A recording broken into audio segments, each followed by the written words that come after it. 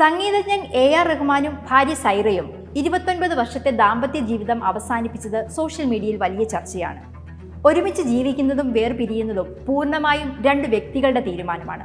അതിൽ മറ്റാരും ഇടപെടേണ്ട ആവശ്യമില്ല. എന്നാൽ ഈ അവസരത്തിൽ വീണ്ടും ചർച്ചയാകുന്നത് ഗ്രേ ഡിവോഴ്സ് എന്ന വാക്കാണ്.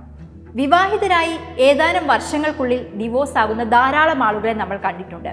എന്നാൽ 20-40 വർഷങ്ങൾ ഒരുമിച്ച് ജീവിച്ച ശേഷം ഡിവോഴ്സ് ആകുന്നു എന്ന് കേൾക്കുമ്പോൾ ചുറ്റുമുള്ളവർക്കൊരു ഞെട്ടലാണ് ഉണ്ടാവുന്നത്. ഇത്തരത്തിൽ ദീർഘകാലമായി ദാമ്പത്യ ജീവിതം നയിച്ച ശേഷം പ്രായമാകുമ്പോൾ അല്ലെങ്കിൽ തല നരച്ചു തുടങ്ങിയ ശേഷം ഡിവോഴ്സ് ചെയ്യുന്നതിനെയാണ് ഗ്രേ ഡിവോഴ്സ് എന്ന് പറയുന്നത്.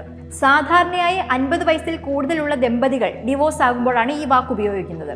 25 വർഷം ഒരുമിച്ച് ജീവിച്ചതിന് ശേഷം ഡിവോഴ്സ് ചെയ്യുന്നതിനെ സിൽവർ ഡിവോഴ്സ് എന്നാണ് പറയുന്നത്.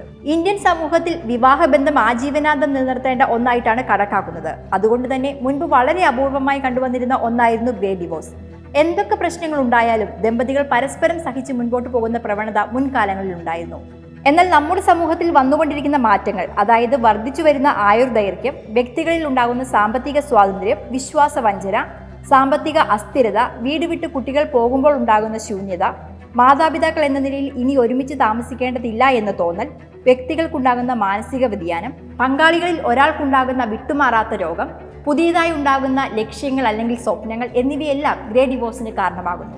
ആയുർദൈർഘ്യം വർദ്ധിച്ചതിനെ തുടർന്ന് 50കളിലും 60കളിലും വ്യക്തികൾക്ക് ജീവിതത്തിൽ പുതിയ ലക്ഷ്യങ്ങൾ ഉണ്ടാകുന്നതിനെ തുടർന്ന് അവരുടെ സന്തോഷത്തിനായി വേർപിരിയുന്നവരുമുണ്ട്.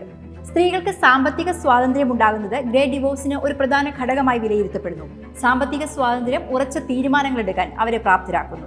ഗ്രേ ഡിവോഴ്സുകൾക്കിടയിലെ സ്വത്ത് വിഭജനം ചെറുപ്പക്കാർക്കിടയിലെ ഡിവോഴ്സിനെ അപേക്ഷിച്ച് കൂടുതൽ വെല്ലുവിളിയുള്ള ഒന്നാണ്. പതിറ്റാണ്ടുകൾ ഒന്നിച്ച് ജീവിച്ചതുകൊണ്ട് തന്നെ സംയുക്ത ആസ്തികൾ ദമ്പതികൾക്കിടയിൽ കൂടുതലുണ്ടാകും. ജീവനാംശം, റിട്ടയർമെന്റ് ആനുകൂല്യങ്ങൾ, ദീർഘകാലമായി ഉണ്ടായിരുന്ന ഹെൽത്ത് ഇൻഷുറൻസ് എന്നിവയുടെ വിഭജനം സങ്കീർണമാണ്. ഒരു വീട്ടിൽ താമസിച്ചവർ 2 ഇടങ്ങളിൽ താമസിക്കാൻ തീരുമാനിക്കുന്നതിൽ പുതിയ പാർപ്പിടം എന്ന വെല്ലുവിളിയും ഈ ഘട്ടത്തിൽ ഉണ്ടാകുന്നു. 2 തരത്തിലാണ് ഇത്തരം വിവാഹമോചനങ്ങൾ ആളുകളെ ബാധിക്കുന്നത്. ചിലർക്ക് തങ്ങൾ സ്വതന്ത്രരായതുപോലെ അനുഭവപ്പെടും, പ്രത്യേകിച്ച് ഡിവോഴ്സിന് ഇനിഷ്യേറ്റീവ് എടുത്തവർക്ക്. എന്നാൽ മറ്റേയാൾക്ക് ഇത് മാനസിക സമ്മർദ്ദവും ഉത്കണ്ഠയും വിഷാദവും ഇൻസെക്യൂരിറ്റിയും ഒറ്റപ്പെടലുമായിരിക്കും നൽകുക. നമുക്ക് വളരെ പരിചിതരായ ചില ഗ്രേ ഡിവോഴ്സുകളുമുണ്ട്. തെന്നിന്ത്യൻ താരം കമൽഹാസന്റെയും സരികയുടെയും വിവാഹമോചനം അത്തരത്തിലൊന്നായിരുന്നു.